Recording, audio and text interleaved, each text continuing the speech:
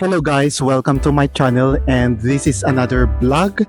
It's a new vlog for today and ngayon ay ipapakita ko sa inyo kung ano yung itsura ng dandelion. Mag-harvest tayo ng dandelion ngayon. Yung dandelion pala is a grass na kung saan ay tumutubo lang kung saan-saan dito sa backyard natin or sa paligid.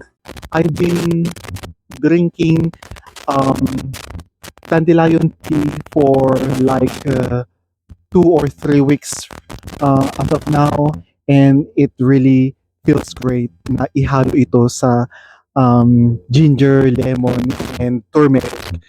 Medyo mapait siya pero it's fine. Hindi naman siya kasing pait ng ampalaya, may konting pait lang.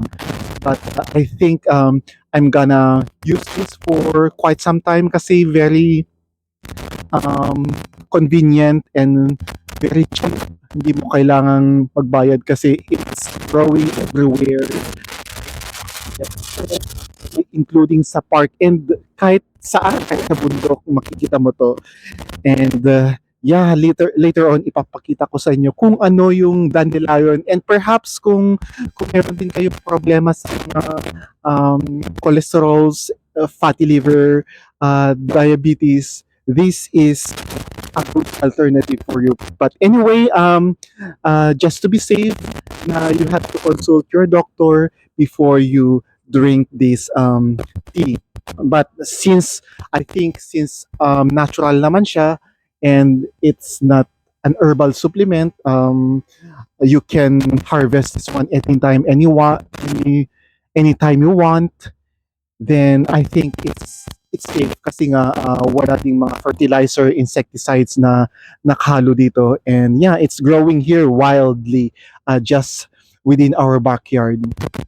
So ayan, nandito ako ngayon sa backyard namin and mag-harvest ako ng dandelion grass because magbo kami mamaya, and yeah, kasi matataas na yung grass, and pagka nag-mow si kuya mamaya, madadama yung dandelion. So I need to harvest as much as I need.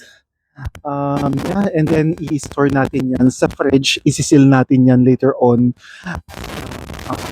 Kung alam niyo yung yung plastic na sealer na lagayan ng sandwich, yeah, ganyan. Para sa ganun ay tumagal yung fridge. Then afterwards ay i-ref natin yan. But anyway, ito yung dandelion grass. Pakita ko sa inyo.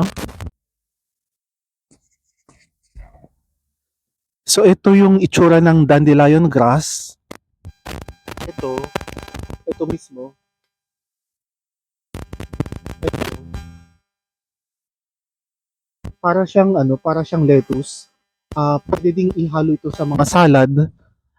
Pero hindi ko pa nagagawa. Pero ang nabasa ko is pwede siyang ihalo sa mga salad. And ganito yung flower. So ito, yung parang maliit na sunflower na kulay yellow. So iyan yung bulaklak ng dandelion. So yung yellow lang.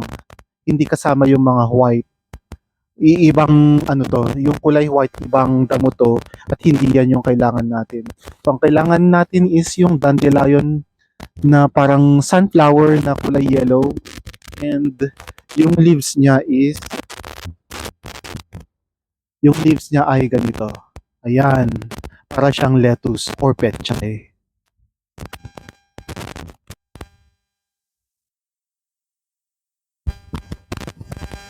So ito, mamimitas na tayo ng dandelion.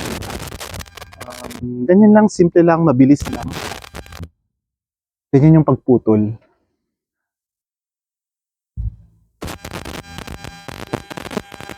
And yeah, mapait ito actually. Pero sinubukan ko lang kasi I think mabisa ito. Nabasa ko is mabisa daw, maganda yung reviews. At why not? Subukan natin na na inumin. Pero so far so good. 3 linggo ko na tong iniinom. And so far ay okay naman yung pakiramdam ko. There's nothing, you know, uh, side effects na nararamdaman. Pero again guys, before nyo inumin ito or before nyo halo sa tiyan ninyo or sa fruit salad, ay kailangan nyo consult sa dietitian ninyo if they agree or not. Pero ako ay sinusubukan ko lang and sinabi ko din ito sa dietitian ko na yeah, I am actually drinking dandelion tea for 3 weeks now. Sinabi ko yan sa kanya nung nagpunta ako sa consultation last Monday. So ito lang siya, simple lang siya. Ah, hindi siya mahirap hanapin, hindi rin siya mahirap na patubuin. Alam niyo ba, nalaman ko lang to nung nagre-research ako sa nagre-research ako sa internet kung ano yung mga herbal medicines to be used to reduce yung ating fatty liver and blood cholesterol, especially yung bad cholesterol level sa aking katawan ay medyo mataas pa. So, kailangan kong babaan pa ng konti para sa ganun ay um, bumaba pa and maging normal na yung ating cholesterol level. So, ayan, madami na tayong harvest na dandelion. Yeah, pero I think konti pa to. Baka, baka 4 na araw lang ito for baka for 4 days lang to yung supply na to. So I need to harvest more kasi nga imo later on itong backyard kasi medyo malaki na din yung mga ibang grass dito, so kailangan talaga na linisin and para sa ganun ay hindi ito pamahayan ng ibang mga insekto.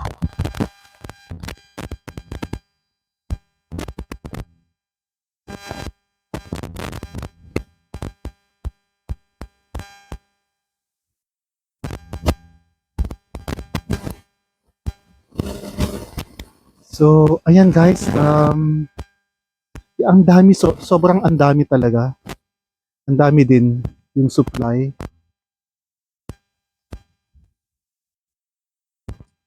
And then hindi ka talaga magsasawa din dito kasi super ang dami. Yung kasama ko dito sa bahay ay pre-diabetic din siya. So minsan umiinom din siya ng ganun. Titignan natin after 1 month or after 2 months na uminom tayo kung bumaba pa yung ating bad cholesterol level and fatty liver sa ating katawan.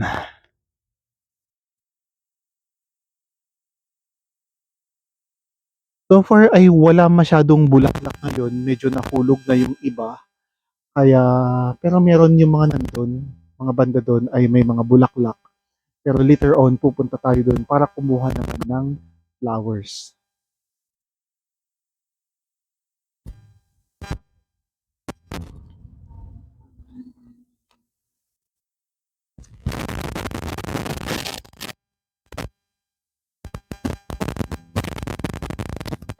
Tsaga-tsaga lang tayo.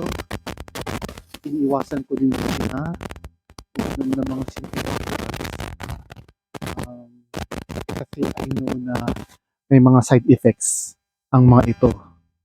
So hanggat maaari ay natural lang yung iinumin natin kasi hindi natin talaga alam kung ano yung mga negative side effects pagka uminom tayo ng mga synthetic drugs. So, mas prefer ko din talaga na hanggat maaari ay ano tayo, mga herbal or mga medicinal plants yung ating iinumin.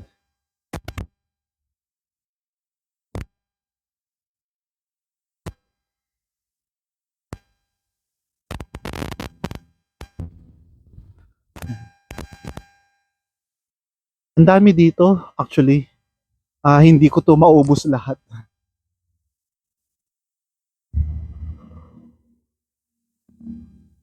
So, ayan. Then later on, maglalaga tayo ng dandelion tea. para sa ganun ay meron tayong iinumin for today.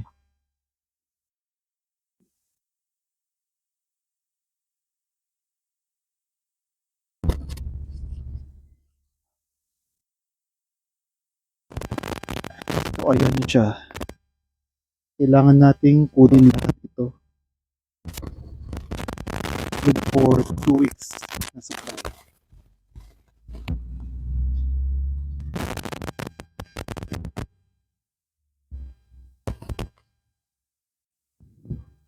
Ang dami. Kailangan nating mag-imbak or mag-store ng madaming supply. Good for 2 weeks to 3 weeks.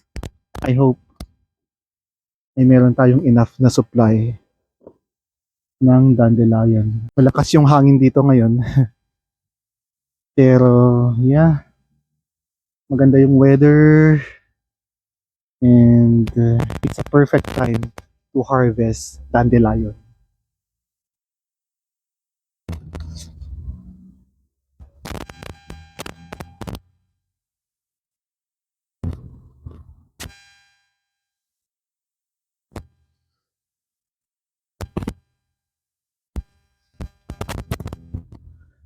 So ito yung na-harvest natin na dandelion leaves. And later on ay kukuha naman tayo ng dandelion flowers.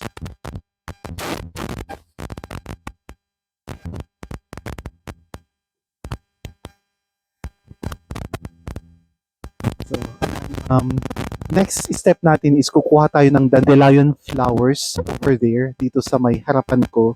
May mga ilan dyan and yan mabisa din yan including yung roots. Pero yung roots hindi ko na sinasama sa tea. Just flowers and leaves kasi yun yung mas marami.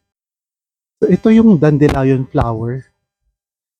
Ito yung tinatawag na dandelion flower. Yan, para siyang sunflower na maliit. Yeah.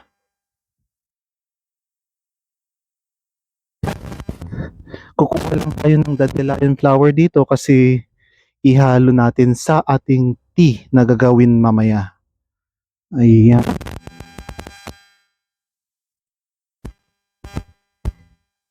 Madami dito. Medyo mainit ngayon. Summer dito eh. Kailangan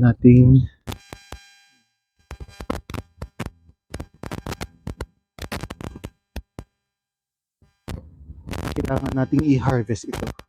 Yung flowers ng dandelion.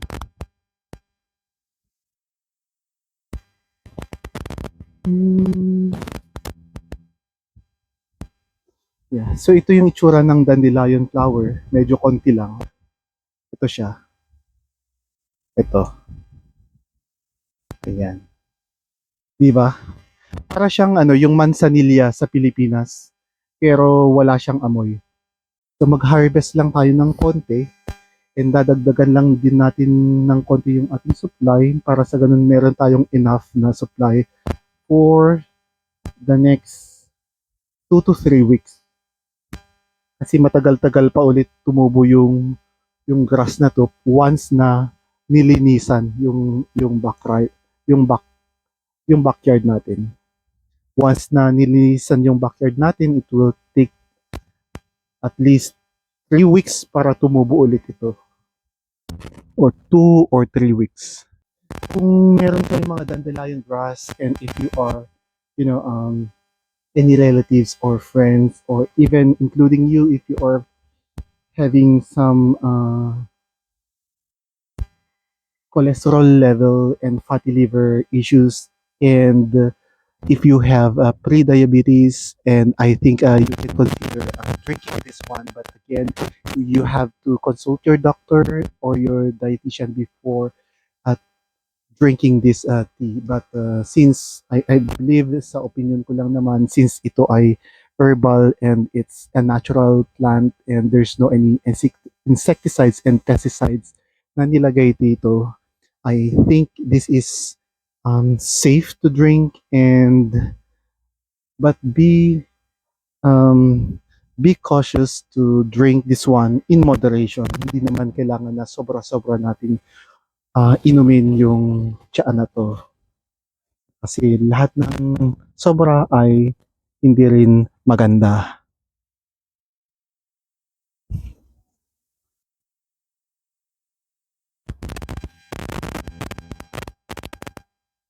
So, ayan. So ayun guys, tapos na tayo mag-harvest. I think we have enough na supply for the next 2 to 3 weeks bago tumubo ulit itong mga grass na to. And later on ay in a separate video, papakita ko sa inyo kung paano maggawa or gumawa ng tea combined with dandelion, ginger, turmeric, and lemon juice. So ipapakita ko sa inyo yan. Very simple lang yung procedure, and I hope that you could have you could learn something new from me today. And yeah, try this one, and let me know kung kayo ay sumubok na din o sinusubukan nyo na din itong dandelion tea. Let me know sa comment section kung ano yung tingin nyo, kung experience nyo ba to, natikman nyo na ba yung dandelion tea. Let me know sa ating comment section, and I'll see you there sa comment section, and we'll try to learn from each other and share our own experiences down sa ating community, sa ating comment section. So yan, guys, thank you so much for watching on my video. If you have any comments, please leave down sa comment section natin, and if you like my video, please don't forget to like, and please consider subscribing on my channel if you like my contents. Till then, until the next one, and see you guys. God bless and peace.